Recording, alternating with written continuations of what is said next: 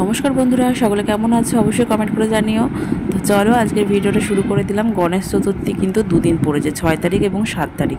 6 তারিখে তোমরা কিন্তু পুজো অনেকেই করবে না, কিন্তু 7 তারিখে করবে। তো 7 তারিখে কি কোন সময়টা তোমরা পুজো করবে সেটা নিয়ে আজকের ভিডিও তোমাদের সকলের সাথে শেয়ার করলাম কিছু তথ্য। তোমরা কিন্তু এই ভিডিওটা সম্পূর্ণ দেখবে, কেউ কিন্তু স্কিপ করে চলে যেও না। আর এখানে যে রেমেডিগুলো লিখে দিয়েছি তোমাদের সুবিধের জন্য, তোমরা কিন্তু এটা ফলো করতে পারো, ভালো রেজাল্ট পাবে তার জন্য। আর একটা কথা, গণেশ চতুর্থী কিন্তু সকলকে অনেক শুভেচ্ছা ভালোবাসা জানাচ্ছি। আর আমার তরফ থেকে প্রচুর প্রণাম জানাই বড়দের আর ছোটদের অনেক ভালোবাসা। তো আমাদের কিন্তু গণেশ চতুর্থী এবার 6 তারিখ এবং 7 তারিখ পড়েছে। তো 7 তারিখে কিন্তু তোমরা করতেই পারো, শনিবার পড়েছে। আর শুভ যে সময়টা সেটাই বলবো তোমাদেরকে। শুভ সময় হলো সকাল 11টা 3 মিনিট থেকে দুপুর 1টা 34 মিনিট পর্যন্ত কিন্তু তোমরা এই শুভ সময়টা কাজে লাগাতে পারো।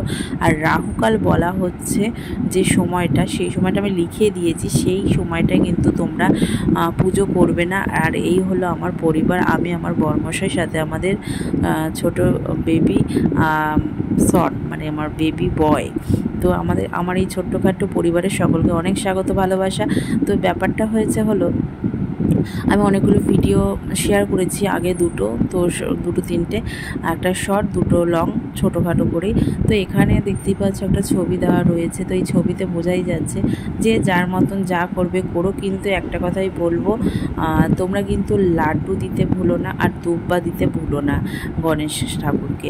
কারণ গণেশ ঠাকুরের প্রিয় খাবার লাড্ডু আর হলুদ কালারটা কিন্তু খুবই প্রিয় গণেশ ঠাকুরকে। আর লাল জবা ফুল বা লাল টাইপের কোনো ফুল কিন্তু দিতেই পারো, কোনো সমস্যা নেই। আর দূর্বা দেবে, কিন্তু দূর্বা অবশ্যই দেবে, সেটা 11 হোক 21 হোক বা 9টা তোমরা গোছাও বানাতে পারো, 21টা করে বা 11টা করে। আর এখানে কিছু রেমেডি লিখেছি, বারবার বলছি, এটা কিন্তু তোমরা ফলো করতেই পারো, ভালো রেজাল্ট পাবে।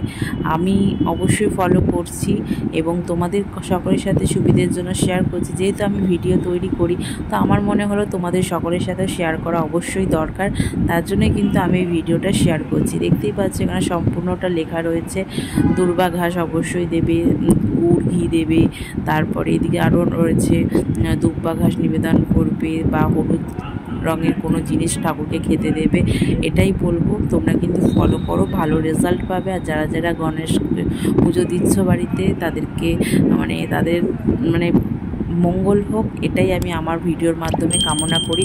সকলে সুস্থ থেকো, ভালো থেকো, সাবধানে থেকো। ভিডিওর মারফত ভুল হলে ক্ষমা করে দিও।